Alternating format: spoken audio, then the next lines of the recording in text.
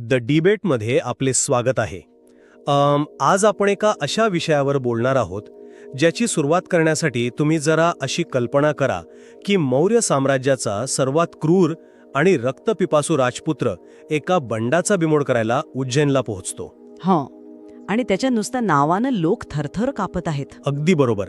पण अशा या भयावह वातावरणात तिथली एक सामान्य मुलगी त्याला थेट भेटायला चक्क नकार देते. हो, आणि आश्चर्याची गोष्ट म्हणजे तो क्रूर राजपुत्र तिचा हा नकार शांतपणे ऐकूनही घेतो. हो ना, तो राजपुत्र होता अशोक. आणि ती मुलगी होती शाक्यानी देवी. आजच्या आपल्या या वैचारिक विमर्शामध्ये आपण याच अद्भुत प्रवासावर चर्चा करणार आहोत. नक्कीच. सम्राट अशोकाचा एक क्रूर विजेता, ते जगातील सर्वात महान शांतिदूत असा झालेला जो प्रवास आहे, त्यामागील खरी कारणे काय होती हे आपण आज उलगडण्याचा प्रयत्न करणार आहोत. हो, आणि यातील आपला मुख्य प्रश्न हा आहे की अशोकाचे हे परिवर्तन शाक्यानी देवीने अतिशय जाणीवपूर्वक आणि दूरदृष्टीने राबवलेल्या एका वैचारिक रणनीतीचा परिणाम होता की कलिंग युद्धातील भयानक रक्तपातानंतर अशोकाच्या मनात निर्माण झालेल्या प्रचंड मनोवैज्ञानिक आघाताचा आणि त्याच्या स्वतःच्या शून्येचा तो एक नैसर्गिक प्रवास होता. अगदी तेच. आणि या चर्चेत मी अशी भूमिका मांडणार आहे की देवीने अशोकाला अहिंसेकडे वळवणे ही केवळ एक जगण्याची धडपड नव्हती, तर ती एक अतिशय जाणीवपूर्वक आखलेली वैचारिक आणि दूरदर्शी रणनीती होती. आणि याच रणनीतीने एका व्यक्तीचीच नव्हे तर एका संपूर्ण साम्राज्याची दिशा बदलली असा माझा युक्तिवाद असेल. बरं. आणि या अत्यंत गुंतागुंतीच्या प्रवासात माझी भूमिका अशी आहे की देवीची कृती ही तिच्या कुटुंबावर झालेल्या ऐतिहासिक आघातांतून आलेली स्वसंरक्षणाची आणि स्वतःची मूल्ये टिकवण्याची एक अत्यंत नैसर्गिक जपणूक होती. ओके. अशोकाचे खरे परिवर्तन हे कोणत्याही पूर्वनियोजित रणनीतीमुळे झालेले नाही असे मला वाटते, तर ते त्याच्या स्वतःच्या कलिंगमधील भयानक अनुभवातून आणि त्यातून आलेल्या मानसिक उलथापालथेतूनच झाले. चला तर मग यावर सविस्तर चर्चा करूया. मी माझ्या मुख्य मुद्द्यापासून सुरुवात करतो. हो, नक्कीच. आपण जर उपलब्ध ऐतिहासिक संदर्भांकडे बारकाईने पाहिले तर हे स्पष्ट होते की शाक्यानी देवी केवळ एक मूक दर्शक, केवळ अशोकाची एक प्रेयसी अजिबात नव्हती. ती एक अत्यंत प्रबळ वैचारिक रणनीतिकार होती. म्हणजे तुम्ही विचार करा, जेव्हा बिंदुसाराने 18-20 वर्षांच्या अत्यंत क्रूर अशोकाला उज्जैनचे बंड मोडून काढण्यासाठी पाठवले, तेव्हा देवीने नेमके काय केले? तिने त्याला भेटायला नकार दिला. हो, तिने मौर्य साम्राज्याच्या या सर्वात खतरनाक राजपुत्राला भेटण्यास थेट नकार दिला. तत्कालीन समाजात एखाद्या राजपुत्राला नाकारणे म्हणजे मृत्यूला आमंत्रण देण्यासारखेच होते. खरंय, ते खूप धाडसाचे होते. पण तिने ते केले. त्यानंतर जेव्हा ती भेटली तेव्हा तिने उज्जैनचे बंड विना रक्तपात मोडून काढण्याची एक भक्कम अट अशोकाला घातली. विवाहानंतर तिने पाटलीपुत्रचे वैभवशाली राजवाडे नाकारले आणि विदिशामध्येच राहण्याचा निर्णय घेतला. हे सर्व केवळ योगायोग असू शकत नाहीत. बरं. हे तिचे अत्यंत विचारपूर्वक घेतलेले निर्णय होते. यातून तिने हिंसेवर आधारलेल्या मौर्य साम्राज्याला धम्माच्या मार्गावर आणण्यासाठी एक भक्कम वैचारिक पाया रचला होता. थोडक्यात सांगायचं तर ती साम्राज्याला आतून बदलत होती. मी याकडे पूर्णपणे वेगळ्या कोणातून पाहते. देवीच्या कृतींना तुम्ही साम्राज्यवादी रणनीती ठरवत आहात, पण मला वाटते असे करणे म्हणजे तिच्या वैयक्तिक आणि कौटुंबिक आघातांकडे पूर्णपणे दुर्लक्ष करण्यासारखे आहे. म्हणजे तुम्हाला तिच्या ट्रॉमाबद्दल बोलायचे आहे? हो, अगदी तेच. देवीचा इतिहास काय आहे हे आपण आधी समजून घ्यायला हवं. गौतम बुद्धांच्या महापरिनिर्वाणानंतर कोशलचा राजा प्रसेनजित याचा मुलगा विधुर्म याने शाक्यांचे भयंकर शिरकाण केले होते. ऐतिहासिक संदर्भ आहे तो. आणि कारण काय, तर त्याला दासीपुत्र म्हणून हिणवले गेले होते. या भीषण नरसंहानातून जे थोडे शाक्य वाचले ते पळून वेदिसा गिरेला, म्हणजे जे आजचे सांची आणि विदिशा आहे, तिथे आले. देवी याच कुटुंबातील होती. बरोबर आहे. आता तुम्हीच विचार करा, ज्या कुटुंबाने आपल्या पूर्वजांचे रक्ताचे पाठ वाहताना पाहिले आहेत त्यांच्यासाठी अहिंसा ही कोणतीही रणनीती नसते. ती जगण्याची अपरिहार्यता असते. हे तिचे पिढ्यांचे दुःख होते. त्यामुळे अशोकाचे खरे परिवर्तन उज्जैनमध्ये नव्हे तर कलिंगच्या रणांगणावर झाले, जिथे लाखो मृतदेह पाहून त्याला स्वतःच्या विजयातील शून्यता जाणवली. ओके, पण उज्जैनमध्ये घातलेली अट? देवीची ती अट ही केवळ तिच्या मूल्यांची एक ढाल होती. साम्राज्य बदलण्याची राजकीय खेळी अजिबात नव्हे. ऐतिहासिक संदर्भ खूप महत्वाचा आहे, हे मी मान्य करतो. पण देवीने स्वतःचा बचाव करण्यासाठी किंवा आपल्या मूल्यांना जपण्यासाठी हे केले असे क्षणभर मानले तरी तिची पद्धत अतिशय आक्रमक आणि रणनीतिक होती, हे नाकारता येत नाही. आक्रमक? ती कशी काय? बघा, सत्ता आणि दहशतीच्या जोरावर जगणाऱ्या अशोकाला जेव्हा तिने सुरुवातीला भेटायला नकार दिला तेव्हा तो अशोकाच्या अहंकारावर केलेला एक थेट मनोवैज्ञानिक प्रहार होता. तिने त्याला विचार करायला भाग पाडले आणि जेव्हा ती भेटली तेव्हा तिने कोणतीही चापलुसी केली नाही. तिने उज्जैनचं बंड विना रक्तपात मिटवण्याची अट घालून अशोकाची सर्वात मोठी ताकद म्हणजेच त्याची क्रूरता त्याच्याकडून अलगद हिरावून घेतली. ओके. हा धम्माचा पहिला जाणीवपूर्वक आणि यशस्वी प्रयोग होता, ज्याने अशोकाला पूर्णपणे निशस्त्र केले. मला माफ करा, पण मला हे पूर्णपणे पटत नाहीये. मी तुम्हाला एक विचारते, तुम्ही म्हणताय की केवळ एका भेटीतील नकारामुळे आणि अटीमुळे अशोकासारखा क्रूर माणूस बदलला? तो प्रक्रियेचा भाग होता. नाही, पण जो माणूस केवळ जो झुकेल नाही त्याला तोडून टाका या तत्वावर जगतो, तो केवळ एका स्त्रीच्या आकर्षणामुळे किंवा तिच्या सांगण्यावरून आपली तलवार म्यान करेल? हे थोडं अवास्तव वाटत नाही का?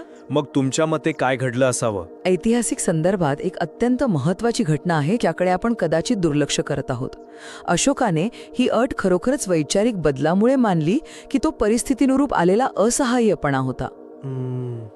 तुम्ही त्या गुहेतील प्रसंगाकडे बोट दाखवत आहात, बरोबर? अगदी बरोबर. आपण विसरता कामा नये की उज्जैनमध्ये अशोकावर बंडखोरांनी जीवघेणा हल्ला केला होता. हो, तो जखमी झाला होता. तो एका अंधाळ्या गुफेत अत्यंत असहाय्य अवस्थेत रक्ताच्या थारोळ्यात पडला होता. त्याची ती विशाल सेना, त्याचे ते सामर्थ्य त्याला वाचवायला आले नाही. त्या असहाय्य स्थितीत जेव्हा देवीने कोणत्याही स्वार्थाविना त्याची रात्रंदिवस सेवा केली, त्याचे प्राण वाचवले, तेव्हा अशोकाचा अहंकार खऱ्या अर्थाने मोडला. बरं. तो अहंकार देवीच्या त्या अटीमुळे नाही, तर त्याच्या स्वतःच्या शारीरिक असहाय्यतेमुळे मोडला होता. सत्ता आणि भयाच्या जोरावर आपण नेहमीच वाचू शकत नाही, हे त्याला त्या गुहेत शारीरिक वेदनांमधनं समजले. तिथे करुणा त्याच्यासाठी एक सैद्धांतिक विचार नव्हता, ती जीवनदायी शक्ती ठरली. एक सेकंड थांबा. तुम्ही म्हणताय की तो गुहेत असहाय्य होता म्हणून तो बदलला? हो, तो एक मोठा धक्का होता. पण इतिहासात असे अनेक क्रूर राजे आहेत जे युद्धात गंभीर जखमी झाले, मृत्यूच्या दारात जाऊन आले. चंगेज खान ही अनेकदा गंभीर जखमी झाला होता, पण तो कधीच शांततादूत झाला नाही. हा मुद्दा विचार करण्यासारखा आहे. असहाय्यतेमुळेच माणूस बदलत असता, तर प्रत्येक जखमी हुकुमशाह संत झाला असता. अशोकामध्येच हा बदल का झाला हे मला थोडं समजावून सांगा. कारण तिथे देवीची शिकवण होती. अगदी तेच. कारण त्या गुहेत त्याच्यासोबत केवळ वेदना नव्हत्या, तर तिथे देवी होती. जर देवीने आधी ती अट घातली नसती, त्याला एक वेगळा वैचारिक पर्याय दिला नसता, तर त्या गुहेतील सेवेचा अर्थ अशोकाला कधीच समजला नसता. तुम्ही म्हणताय की तिने पूर्वतयारी केली होती? हो ना. देवीने त्याच्यासमोर एक वेगळा मार्ग आधीच ठेवला होता. त्यामुळे जेव्हा त्याने मुत्सद्देगिरी आणि संवादाचा वापर करून उज्जैनचा बंड विना रक्तपात शांत केला, तेव्हा तो देवीच्या वैचारिक विजयाचा पहिला टप्पा होता. मी हे मान्य करते की इतर राजे बदलले नाहीत आणि देवीची उपस्थिती तिथे नक्कीच महत्वाची होती. तो पहिला टप्पा होता, हे देखील मी नाकारत नाही. बरं. पण तो बदल कायमस्वरूपी नव्हता, हे आपण पुढे पाहूच. तो अतिशय तात्पुरता होता. आणि म्हणूनच आपण त्यांच्या वैवाहिक जीवनात त्यांनी जी दिशा निवडली त्याकडे जायला हवे. उज्जैनच्या विजयानंतर अशोक आणि देवीचा विवाह झाला. हो. पण जेव्हा अशोक पाटलीपुत्राला म्हणजेच आपल्या राजधानीत परत गेला, तेव्हा देवीने काय केले? तिने त्या विशाल राजवाड्यात जाण्यास स्पष्ट नकार दिला. तिने विदिशामध्येच राहणं पसंत केले. बरोबर. हे एक अत्यंत सुविचारित असे सत्तेचे वैचारिक विकेंद्रीकरण होते. वैचारिक विकेंद्रीकरण हे तुम्ही कसे काय म्हणू शकता? म्हणजे मला स्पष्ट करून सांगाल का? हे जरा जास्तच आधुनिक वाटतंय. नक्कीच. पाटलीपुत्राचा राजवाडा कसा होता याचा विचार करा. तिथे भाऊ भावाचा जीव घ्यायला टपलेला असायचा. जेवणात विष आहे की नाही हे तपासणारे लोक होते. हो, तो काळच तसा हिंसक होता. धम्माचे पालन अशक्य आहे. तिने महेंद्र आणि संघमित्रा यांची वाढ या हिंसक छायेतून दूर धम्माच्या शुद्ध वातावरणात करण्यासाठी हा दूरदर्शी निर्णय घेतला. एक प्रकारे तिने विदिशामध्ये एक पॅरलल कॅपिटल किंवा समांतर सत्ता केंद्र उभे केले. ओके. तिने राजवाड्यात पाय न ठेवता मौर्य साम्राज्याची पुढची पिढी हायजॅक केली. हे एका सामान्य स्त्रीचे काम नाही. ऐकायला हे एखाद्या 21व्या शतकातील राजकीय विश्लेषकाचे विधान वाटते. हा एक प्रभावी युक्तिवाद आहे. पण काय? पण तुम्ही याचा विचार केला आहे का की हा निर्णय कोणत्याही मोठ्या साम्राज्यवादी रणनीतीपेक्षा एका आईच्या स्वसंरक्षणाचा अधिक होता? स्वसंरक्षण? पुन्हा तेच. त्यांच्यासाठी राजवाड्याची विलासिता टाळणे हा केवळ जगण्याचा, स्वतःच्या मुलांना सुरक्षित ठेवण्याचा एक अतिशय नैसर्गिक मार्ग होता. बर. ती एक आई होती जी आपल्या मुलांना राजकारणाच्या विषारी वातावरणापासून वाचवत होती. तुम्ही तिला एका विजनरी रणनीतिकारच्या साच्यात बसवण्याचा प्रयत्न करत आहात, पण ती प्रत्यक्षात आपला आणि आपल्या मुलांचा जीव वाचवणारी एक स्त्री होती. मी या विचारसरणीशी सहमत होऊ शकत नाही. का? यात चुकीचे काय आहे? कारण जर ती केवळ घाबरलेली किंवा स्वसंरक्षण करणारी स्त्री असती तर तिने स्वतःला पूर्णपणे अज्ञातवासात ढकलले असते. ती कुठेतरी लपून बसली असती. पण ती तसे करत नाही. ती लपून नाही बसली, हे खरंय. ती धम्मसेविका म्हणून प्रचंड सक्रिय राहिली. तिने राजवाड्याबाहेर राहूनही अशोकाच्या वैचारिक जडणघडणीवर आपला प्रभाव कायम ठेवला. ओके. तिने पाटलीपुत्र नाकारले पण अशोकाला नाकारले नाही. तिने अशोकाला वेळोवेळी धम्माची आठवण करून देणारा एक अँकर किंवा जहाजाचा नांगर म्हणून विदिशामधनं काम केले. हो, तुम्ही तिला अँकर म्हणू शकता, पण तो अँकर अशोकाला हिंसेपासून पूर्णपणे रोखू शकला नाही ना. तुमचा अँकर जर इतकाच मजबूत होता तर कलिंगचे युद्ध का झाले? आणि तिथेच या सगळ्या प्रवासाची खरी गोम आहे. याच अँकरची खरी परीक्षा अशोकाच्या आयुष्यातील सर्वात मोठ्या आणि रक्तरंजित घटनेत झाली, कलिंग युद्धात. तुम्ही म्हणता की कलिंगच्या युद्धानंतर अशोकाला त्याची शून्यता जाणवली आणि तो बदलला. पण माझा युक्तिवाद असा आहे की जर उज्जैनमध्ये देवीने करुणा आणि विना रक्तपात विजयाचे बीज रोवले नसते तर कलिंगच्या युद्धानंतर अशोकाला काहीही वाटले नसते. हे तुम्ही खूप ठामपणे सांगत आहात. हो, कारण देवीने उज्जैनमध्ये जे केले ते एखाद्या कम्प्युटरमध्ये अँटीव्हायरस इन्स्टॉल करण्यासारखे होते. तो लगेच ऍक्टिव्ह झाला नाही. अच्छा, अँटीव्हायरस. हो, पण जेव्हा कलिंगच्या युद्धात हिंसेचा आणि क्रूरतेचा सर्वात मोठा व्हायरस अशोकाच्या मनावर आढळला तेव्हा त्या उज्जैनच्या आठवणींनी त्याची सिस्टम पूर्णपणे क्रॅश होण्यापासून वाचवली आणि त्याला पश्चातापाकडे नेले. त्याच्या मेंदूत कलिंगचा रक्तपात विरुद्ध उज्जैनचा शांततापूर्ण विजय अशी एक अतिशय स्पष्ट तुलना झाली. ही तुलना देवीच्या त्या पूर्व शिकवणीमुळे शक्य झाली. हे अँटीव्हायरसचं उदाहरण खूप भारी आहे, पण मला एक सांगा, जर हा अँटीव्हायरस आधीपासूनच इन्स्टॉल होता तर कलिंगचा व्हायरस मुळात आलाच कसा? म्हणजे येथेच आपला सर्वात मोठा मतभेद आहे. जर उज्जैनचा प्रभाव इतकाच सखोल आणि रणनीतिक होता तर मग अशोकाने कलिंगचे युद्ध मुळात लढलेच का? कारण तो तेव्हा सत्तेच्या शिखरावर पोहोचण्याच्या प्रक्रियेत होता. तो एक चक्रवर्ती सम्राट बनण्याचं स्वप्न पाहत होता. नक्कीच. म्हणजे देवीच्या शिकवणी असूनही अशोकाला हिंसा करावीशी वाटलीच ना. त्याची सत्ता पिपासा संपली नव्हती. हो, ते तर आहे. त्यामुळे खरा ट्रिगर किंवा धक्का देवीची शिकवण नव्हती तर विजयानंतर आलेली ती भयंकर शून्यता होती. तुम्ही कलिंगच्या युद्धाची व्याप्ती समजून घ्या. ती खूप मोठी होती, मी मान्य करतो. लाखो लोकांच्या किंकाळ्या, रक्ताने लाल झालेली जमीन आणि मृतदेहांचे ढिगारे. कलिंगच्या नरसंहाराची अफाट व्याप्तीच अशोकासारख्या महत्वाकांक्षी सम्राटाला आतून तोडण्यासाठी आवश्यक होती. केवळ उज्जैनमधील काही गोड आठवणी किंवा एका अटीमुळे तो बदलला नाही. कलिंगच्या मैदानावरील त्या भयंकर वास्तवाने त्याच्या अंतरात्म्याला हदरवून सोडले. ती शून्यता एवढी मोठी होती की त्याने त्याला एका आचार्यांच्या चरणी जाण्यास आणि कायमचे हिंसेचे मार्ग सोडण्यास भाग पाडले. तो धक्का अत्यंत आवश्यक होता. मी हे अजिबात नाकारत नाही की कलिंगच्या युद्धाची व्याप्ती भयंकर होती आणि त्याने अशोकाला मुळापासून हादरवले.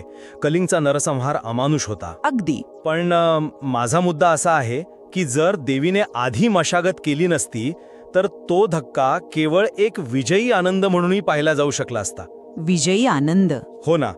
अनेक क्रूर राजांनी असे नरसंहार केलेत, शहरांची राखरांगोळी केलीये आणि त्यांनी कधीच पश्चाताप केला नाही. ते विजयाचा उत्सव साजरे करत राहिले. अशोकानं पश्चाताप का केला? कारण देवीने त्याच्या मनात आधीच करुणा नावाचा एक मापदंड प्रस्थापित केला होता. त्याला माहीत होते की विना रक्तपात विजय कसा असतो, कारण त्याने तो उज्जैनमध्ये अनुभवला होता. पण तो मापदंड अंमलात आणण्यासाठी कलिंगच्या त्या भयानक विध्वंसाची आणि त्यातून आलेल्या वैयक्तिक मानसिक आघाताचीच गरज होती ना. ते ट्रिगर होतं, मान्य. त्या आघाताशिवाय तो मापदंड केवळ एक विचार राहिला असता. तो विचार कृतीत उतरण्यासाठी तो प्रचंड धक्काच लागावा लागला. बरं, आणि या वैचारिक विजयाचा सर्वात मोठा पुरावा म्हणजे त्यानंतर घडलेल्या घटना.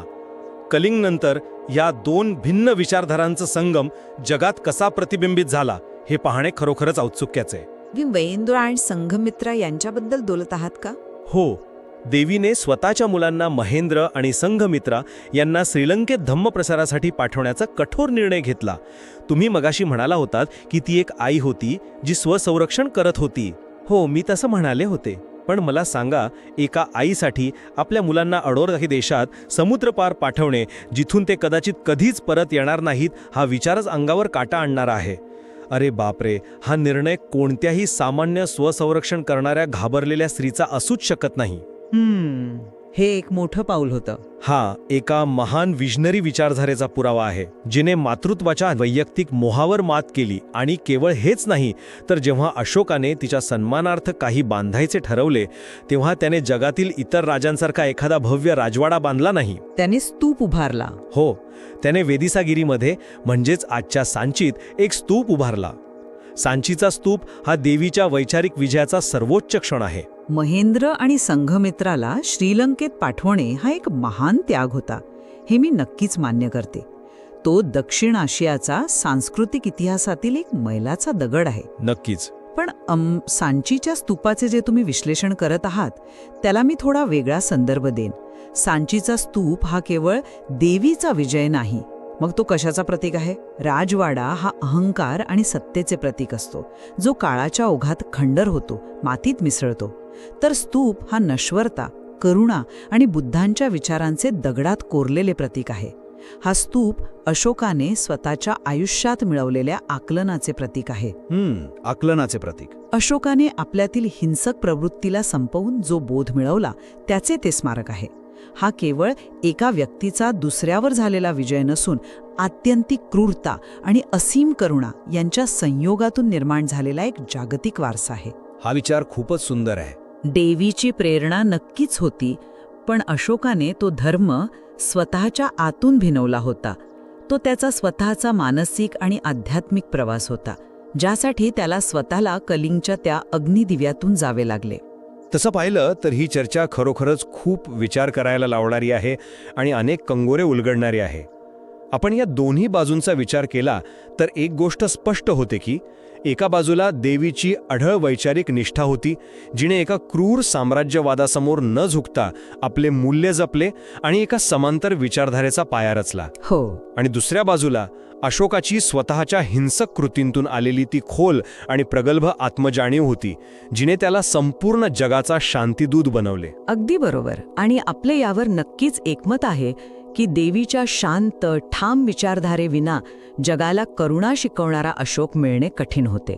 तिची भूमिका अत्यंत महत्त्वाची होती. नक्कीच. मात्र हे परिवर्तन देवीची एक पूर्वनियोजित योजना होती की ऐतिहासिक आघातांतून आणि कलिंगच्या भीषण वास्तवातून निर्माण झालेला एक नैसर्गिक प्रवास, यावर आपले मतभेद कायम राहतील आणि ते स्वाभाविकही आहे. हो, आणि तेच तर या चर्चेचं खरं सौंदर्य आहे. इतिहासात नेहमीच सत्तेच्या शिखरावर बसलेल्या व्यक्तीला, राजाला किंवा सम्राटाला महत्त्व दिले जाते, परंतु त्या सत्तेची दिशा बदलणाऱ्या पडद्यामागील शांत, दृढ आणि अचूक वैचारिक शक्तींचा विचार करणे किती आवश्यक आहे, हे या संदर्भावरून लक्षात येते. बरोबर. हा प्रवास कोणत्याही एका साध्या रेषेत गेलेला नाही. तो मानवी मनाच्या धूसर, अंधाऱ्या आणि गुंतागुंतीच्या वाटांमधून गेलेला प्रवास आहे. तो आघात, पश्चाताप आणि मूल्य यांच्यातील एक प्रदीर्घ संघर्ष आहे.